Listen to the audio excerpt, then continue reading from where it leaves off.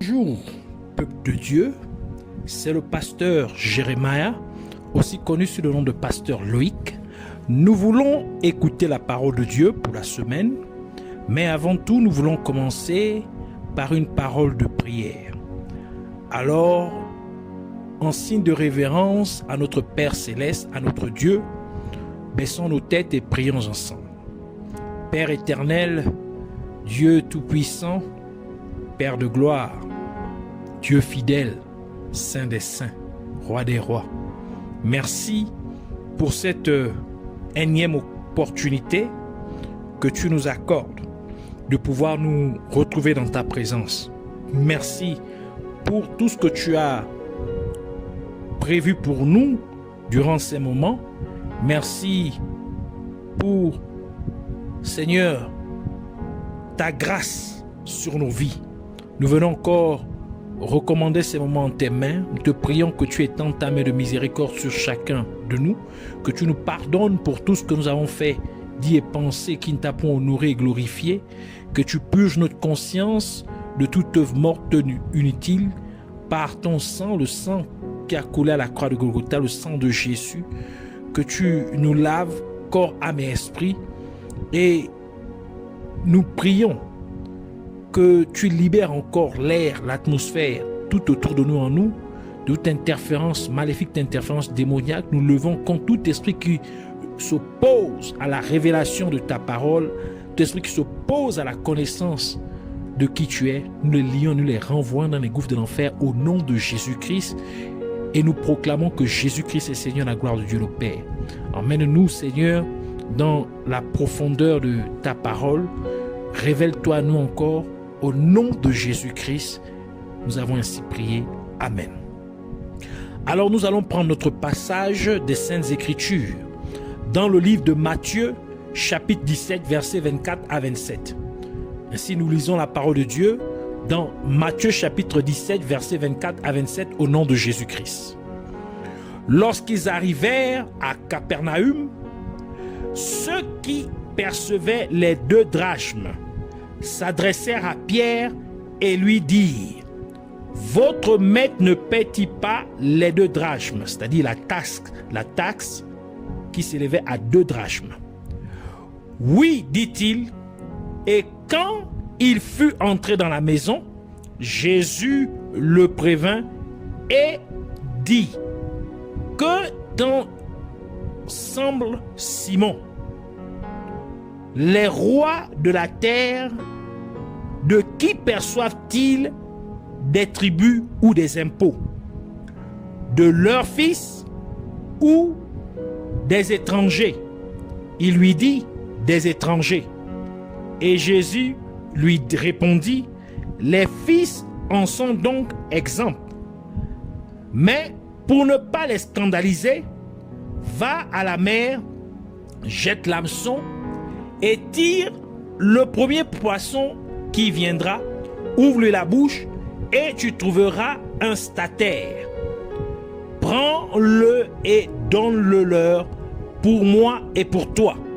Que le Seigneur bénisse sa parole, qu'elle vienne pleine de grâce, de vie et de révélation au nom de Jésus-Christ. Amen. Alors pour cette semaine, le Seigneur voudrait nous parler du poisson pêché par Pierre. Donc le titre de notre enseignement pour la semaine est le poisson pêché par Pierre. Dans notre passage principal des Saintes Écritures, nous voyons que lorsque Jésus-Christ et Pierre vinrent à la ville de Capernaum, les collecteurs d'impôts demandèrent à Pierre si Jésus ne payait pas l'impôt qui s'élevait à 2 drachmes. Autrefois, lorsqu'un peuple était vaincu par un autre royaume, c'est-à-dire par un autre peuple, on lui demandait généralement de payer un tribut fiscal au roi, donc une taxe au roi qu'il avait conquis. Cela impliquerait qu'ils sont esclaves du royaume qui les a vaincus. Ainsi, le peuple vaincu devrait payer le tribut au roi du royaume qui les a vaincus, afin qu'ils ne soient pas retenus comme prisonniers de guerre. Ainsi, comme le peuple paierait le tribut au roi du royaume qui les a vaincus, il serait donc autorisé à vivre sa vie normalement, à mener sa vie normalement. Même s'il est assiégé, même s'il est occupé, ce qui signifie que son territoire est sous occupation par le royaume conquérant. En d'autres termes, vous êtes leurs esclaves. Donc, ils sont leurs esclaves. L'ancienne monnaie de drachme était à l'origine une monnaie grecque. Mais les Romains conquirent les Grecs en l'an 146 avant Jésus-Christ. Et plus tard, un nouvel empereur romain changea la monnaie de drachme grecque en une monnaie de drachme romaine, avec l'image ou l'effigie de César, l'empereur romain, dessus. Ainsi, la drachme était dorénavant une monnaie romaine. Et ce fut le cas jusqu'à l'époque de Jésus-Christ. La drachme était donc une monnaie romaine à l'époque de Jésus-Christ. Et c'est la raison pour laquelle, lorsque Jésus-Christ posa au peuple la question de savoir de qui était l'image qui était sur la pièce de monnaie, ils lui répondirent ce qui suit dans Matthieu chapitre 22, versets 20 à 21, qui dit « Il leur demanda de qui sont cette effigie et cette inscription. De César, lui répondirent-ils. » Nous pouvons nous arrêter là. Et lorsqu'un peuple est conquis par un autre royaume, le royaume conquérant imposerait ainsi sa monnaie à ce peuple. Cela impliquerait donc que un tel peuple a été conquis. Un tel peuple est donc esclave du royaume conquérant. Cela signifie que si les Juifs paient le tribut dans la monnaie romaine, cela voudrait dire simplement qu'ils sont esclaves des Romains. Et au temps de Jésus-Christ, l'Empire romain était la principale puissance dans le monde entier. Ainsi, l'Empire romain était la représentation du monde, car l'Empire romain était l'empire le plus puissant à cette époque. Par conséquent, l'Empire romain représentait le système mondial. Et cela signifie donc que si les Juifs paient le tribut romain, cela implique spirituellement qu'ils sont esclaves du monde. Et la parole de Dieu nous dit ce qui suit au sujet du monde. Dans 1 Jean chapitre 2 versets 15 à 16, il dit « N'aimez point le monde, ni les choses qui sont dans le monde. Si quelqu'un aime le monde, l'amour du monde n'est point en lui. L'amour du Père, je reprends, si quelqu'un n'aime point le monde, l'amour du Père n'est point en lui. Car tout ce qui est dans le monde, la convoitise de la chair, la convoitise des yeux et l'orgueil de la vie, ne vient point du Père, mais vient du monde. Par conséquent, lorsque quelqu'un mène sa vie selon les voies du monde, il paie en fait la taxe tributaire au système du monde. Quand quelqu'un mène une vie mondaine, c'est-à-dire une vie de péché, une telle personne est en fait esclave du monde. Car Jésus-Christ a dit dans Jean chapitre 8 verset 34, il dit « Quiconque se livre au péché est esclave du péché. » Et maintenant, le monde demande à Jésus-Christ de lui payer le tribut. Et Jésus-Christ demanda à Pierre de jeter son hameçon dans la mer et d'attraper le premier poisson. Et dans la bouche du poisson, il trouverait une pièce de statère. Et que Pierre devrait payer le tribut fiscal en utilisant, donc la taxe, en utilisant la pièce de monnaie de statère. Le statère était une monnaie grecque. Par conséquent, Jésus-Christ demandait à Pierre d'utiliser la monnaie grecque pour payer le tribut fiscal romain. Et nous savons qu'avant les Romains, l'empire grec était l'empire le plus dominant. Mais l'empire grec fut conquis par l'empire romain.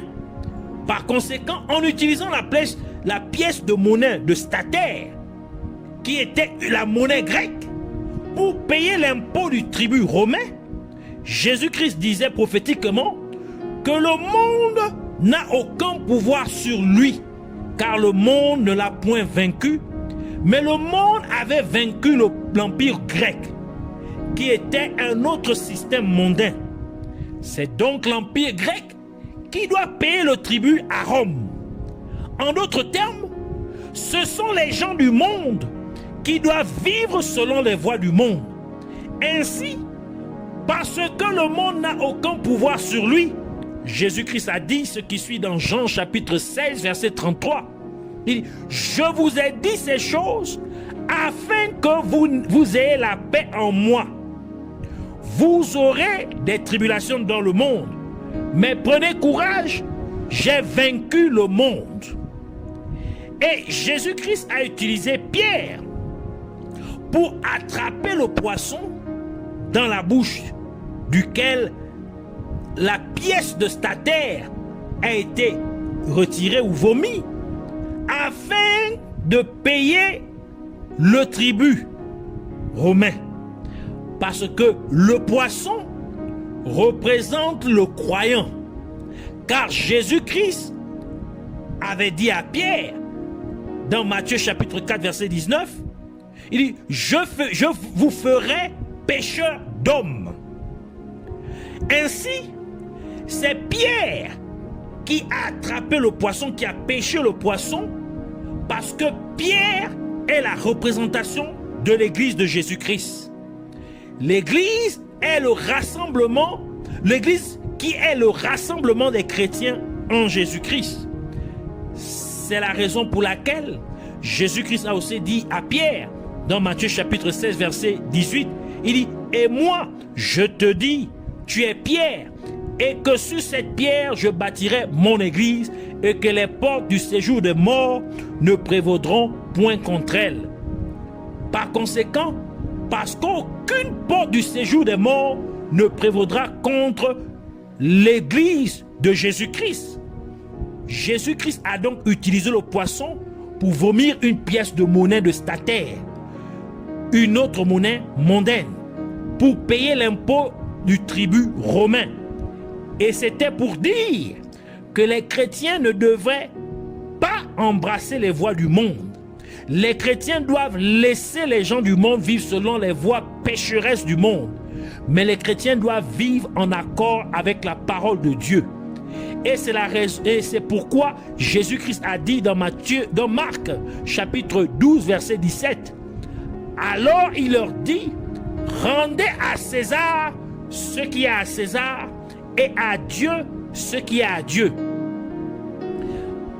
Par conséquent, les chrétiens doivent refuser d'être esclaves du monde en vivant une vie de sainteté. Ainsi déclare la parole de Dieu dans Romains chapitre 12, versets 1 à 2 qui dit « Je vous exhorte donc, frères, par les compassions de Dieu, à offrir vos corps comme un sacrifice vivant, saint, agréable à Dieu, ce qui est de votre part un culte raisonnable. Ne vous conformez pas au siècle présent, donc c'est-à-dire ne vous conformez pas à ce monde, mais soyez transformés par le renouvellement de l'intelligence, afin que vous discerniez quelle est la volonté de Dieu, ce qui est bon, agréable et parfait. Ainsi, en tant que chrétien, vous ne devez pas vivre en accord avec les voies du monde, Parce que le monde ne vous a pas conquis. Le monde ne vous a pas vaincu. Mais au contraire, c'est vous qui aviez vaincu le monde, car l'Esprit de Dieu vit en vous, comme le dit le livre de 1 Jean chapitre 1 Jean chapitre 4, verset 4, qui dit: vous, petits enfants, vous êtes de Dieu, et vous les avez vaincus, parce que celui qui est en vous est plus grand que celui qui est dans le monde. Et c'est en exprimant votre foi en Jésus-Christ, par votre vie de sainteté, que vous exercez votre victoire sur le monde. En d'autres termes, c'est en menant une vie de sanctification, une vie de sainteté, une vie d'obéissance à la parole de Dieu, que vous exprimez votre foi en Jésus-Christ. Et c'est cette foi qui vous donne la victoire sur le monde, comme l'atteste le livre de 1 Jean, chapitre 5, versets 4 à 5, qui dit: parce que tout ce qui est né de Dieu triomphe du monde. Et la victoire qui triomphe du monde, c'est notre foi. Qui est celui qui a triomphé du monde? Sinon, celui qui croit que Jésus est le Fils de Dieu. Donc, votre foi en Jésus-Christ, que vous manifestez par votre obéissance à la parole de Dieu, donc par votre vie de sanctification, votre vie de sainteté, c'est cela qui vous donne la victoire sur le monde. Et de nos jours, l'Empire romain fonctionne toujours, même si l'Empire romain a été vaincu en l'an 476 après Jésus-Christ. Et cela est représenté par le dragon qui a été mortellement blessé, mais la blessure mortelle a été guérie, tel que le livre d'Apocalypse nous le dit dans Apocalypse chapitre 13, versets 2 à 3, qui dit: la bête que je vis était semblable à un léopard, et ses pieds étaient comme ceux d'un ours, et sa gueule comme une gueule de lion. Le dragon lui donna sa puissance et son trône et une grande autorité. Et je vis l'une de ses têtes comme blessée à mort. Mais sa blessure mortelle fut guérie. Et toute la terre était dans l'admiration derrière la bête. Et ce système mondain romain opère aujourd'hui à travers la marque de la bête. Apocalypse chapitre 13, versets 16 à 18 dit: et elle fit que tous, petits et grands, riches et pauvres, libres et esclaves, reçussent une marque sur leur main droite et sur leur front, et que personne ne put acheter ni vendre sans avoir la marque, le nom de la bête ou le nombre de son nom. C'est ici la sagesse, que celui qui a de l'intelligence calcule le nombre de la bête, car c'est un nombre d'hommes. C'est un nombre d'hommes. Et son nombre est 666.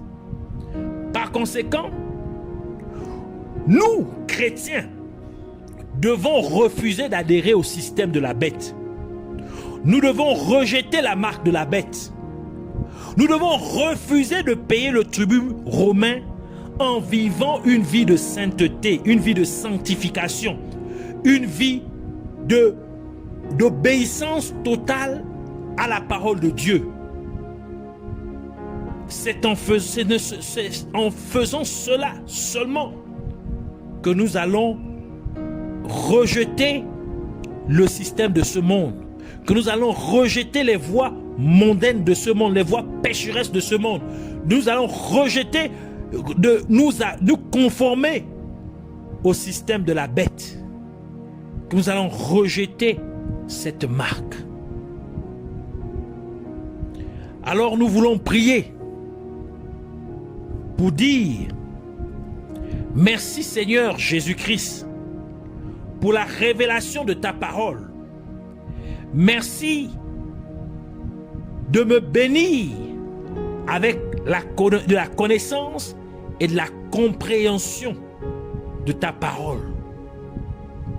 Et je prie, Père Céleste, afin que tu m'aides à ne pas m'incliner devant le système pécheresse de ce monde, car j'ai vaincu le monde par ma foi en Jésus-Christ. Par conséquent, je refuse donc de payer une taxe de tribut au système machiavélique de ce monde. Je refuse de vivre selon les voies pécheresses de ce monde au nom de Jésus-Christ. Je refuse d'adhérer au système de la bête au nom de Jésus-Christ. Je refuse de prendre la marque de la bête volontairement ou involontairement, qu'elle me soit présentée consciemment ou inconsciemment. Je refuse fermement de la prendre au nom de Jésus-Christ. Et je décrète que le monde n'a aucun pouvoir sur moi, car je suis en Jésus-Christ. Et parce que je suis en Jésus-Christ, et Jésus-Christ a vaincu le monde, je suis donc plus que vainqueur par Jésus-Christ qui m'a aimé. Et encore, j'ai vaincu le monde et les choses de ce monde parce que l'Esprit de Dieu qui vit en moi est plus grand que l'esprit de ce monde. Et je prie, Abba Père, afin que tu me fasses marcher toujours dans cette victoire sur le monde, en m'amenant à vivre une vie de sainteté totale au nom de Jésus-Christ. Je te remercie, merveilleux Sauveur, Dieu Tout-Puissant, Père fidèle. Merci d'avoir exaucé ma requête au nom de Jésus-Christ. Puisses-tu être glorifié pour toujours et à jamais au nom de Jésus-Christ. Amen.